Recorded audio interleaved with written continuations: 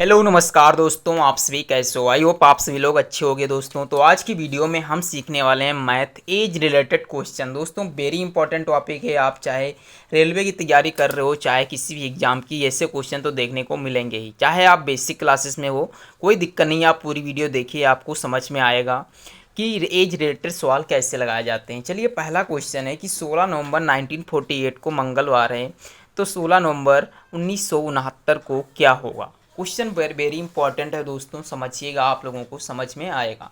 चलिए इसे सॉल्व करते हैं। समझिए कैसे सॉल्व किया जाता है। समझिएगा, हमें दिया गया है 16 नवंबर 1948 को कौन सा दिन है, मंगलवार है यानी ट्यूसडे है दोस्तों।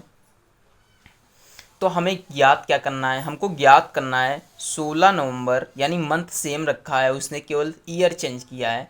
1969 को क्या होगा। समझिए, बहुत ही इम्पोर्टेंट है और बहुत ही अच्छे से समझ जाओगे दोस्तों। देखिए ये है 1948 से देखिए दोस्तों, हमें करना कुछ नहीं है। इस 1948 से इस 1969 को घटाना है। देखिए इससे जब घटाएंगे तो कितना आएगा, 8, 8 में से 9 नहीं जाएगा, 18 में से 9 जाएगा, तो कितना बचेगा दोस्तों। इधर घटा लीजिए आप आराम से, 1948, और 48 से 1969 को घटाना है दोस्तों। कैसे घटाएंगे, 10 और 1 18, 18 से 9 जाएगा तो कितना बचेगा, 9 ही तो बचेगा। फिर देखिए 3, 13 में से 6 जाएगा तो कितना बचेगा, तो 7 बचेगा दोस्तों। और कितना बच रहा है, ये तो कुछ गड़बड़ हो रहा है, ऐसा कैसे। 18 में से 9 जाएगा तो कितना बचेगा, 8 से 9 48, अरे 48 तो 50 और 20 70, 21 ईयर आएगा दोस्तों। कितना आने वाला है, 21 साल। यानी इसके बीच का जो गैप रहने वाला है वो कितना रहने वाला है दोस्तों, 21 वर्ष रहने वाला है। अब समझिएगा कि 16 नवंबर से 48 से और 69 के बीच में लीप ईयर कितने बच पड़े हुए हैं दोस्तों, वो भी आपको पता होना चाहिए। तो लीप ईयर में काउंट करना है, क्योंकि 1948 तो हमें काउंट नहीं करना है, क्योंकि ये हमारा नवंबर से लिया गया। अगर जो फरवरी से लिया गया होता तो इसमें हम लीप ईयर कनेक्ट करते। आप समझिएगा, 48 के बाद कितना आता है, 52 आएगा दोस्तों। 52 के बाद में कितना आएगा, 56 आएगा दोस्तों। 56 के बाद में 60, और फिर 64, और उसके बाद में 68 आएगा। उसके बाद में 72 आएगा, मगर हमें 69 तक ही जाना है। तो ये कितने काउंट हुए, 3 2 5 काउंट हुए। यहाँ कितना है, 21। तो हम 21 में 5 को जोड़ दें तो कितना हो जाएगा, 26 हो जाएगा। और इस 26 को 7 से भाग दे दें। 7 से भाग क्यों देंगे, क्योंकि एक सप्ताह में 7 दिन होते हैं। 7 एकम 7, 7 त्रुक 21, यानी हमारा शेषफल कितना बचा दोस्तों, 4 बचा हुआ है। सॉरी दोस्तों, 21 से यदि हम 26 से 21 घटाएंगे तो 5 शेषफल बचेगा। तो यानी जो शेषफल आता है उन्हीं में हम दिन काउंट करते हैं। जैसे कि आपको पता होना चाहिए, Sunday, Monday, Tuesday, Wednesday, Thursday, Saturday, Friday. समझिएगा, यहाँ से 5वें नंबर पर कौन सा दिन आ रहा है, थर्सडे, यानी गुरुवार दोस्तों इसका करेक्ट आंसर रहने वाला है। तो आई होप आप लोगों को ये पहला क्वेश्चन समझ में आ गया होगा। अब हम चलते हैं नेक्स्ट क्वेश्चन पे।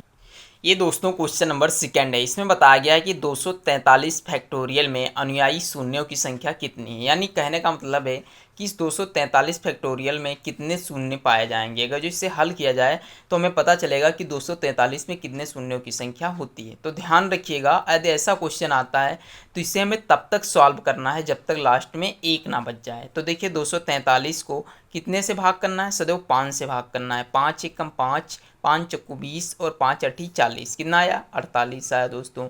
अब 48 को फिर से 5 से भाग देंगे तो 5 एकम 5, 5 नवा 45। अब कितना आया दोस्तों, 9 आया।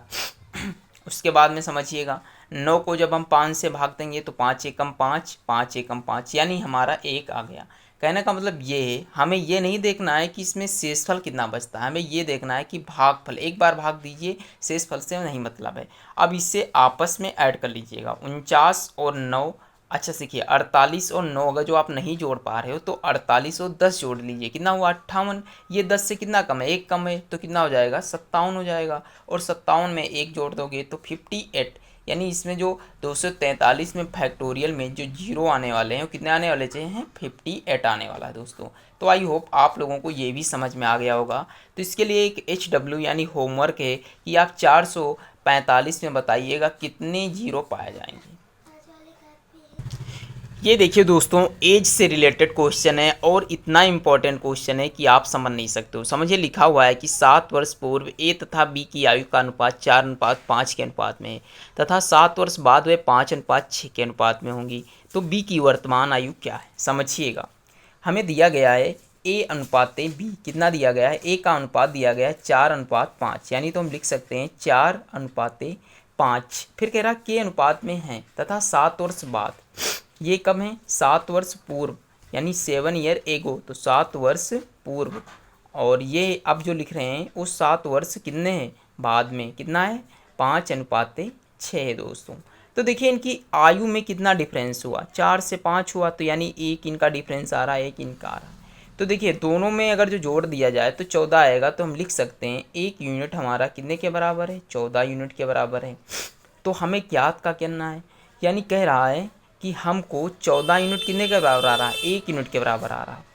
अगर जो हम बी की वर्तमान आयु ज्ञात करें तो देखिएगा बी की पहले कितनी थी, 5, तो यानी 14 गुणे 5 करेंगे तो 70 वर्ष आ गया। यानी जो पहले, यानी 7 वर्ष पहले जो था वो व्यक्ति 70 वर्ष का था, लेकिन अब कितने का है, यानी वर्तमान में कितने का है। तो 70 में 7 को ऐड कर दीजिए तो कितना आ जाएगा, 77 आ जाएगा दोस्तों। यानी जो है कि अब ये 7 क्यों जोड़ा गया, क्योंकि 7 वर्ष बाद ही तो बूझा गया है। तो 7 वर्ष कितने, 77 में 7 जुड़ गया तो 77 वर्ष का आज बंदा वो हो चुका है दोस्तों। तो आई होप आप लोगों को ये भी वीडियो समझ में आ गई होगी। अगर जो वीडियो अच्छी लगी हो तो लाइक शेयर करना बिल्कुल ना भूलें। मिलते हैं नेक्स्ट वीडियो।